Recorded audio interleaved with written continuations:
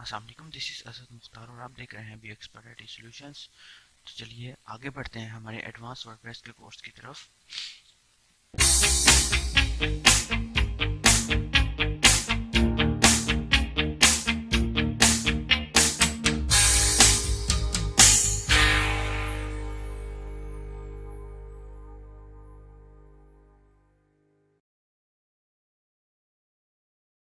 तो last time हमने देखा कि हमने मोटर थीम को इंस्टॉल किया था और उसको किस तरह हमने थीम ऑप्शंस वगैरह देखे, उसको समझा था। तो चूँकि कंप्लीट प्रोसीजर से गुजर रहे हैं तो हम ऐसा करते हैं, हम अपना एक छोटा सा स्टोर बना रहे हैं, उसके लिए एक लोगो बना लेते हैं। लोगो के लिए मैंने एक लोगो भी बनाना सीखी। लोगो के लिए मैंने एक आइकन तो डाउनलोड किया था ये।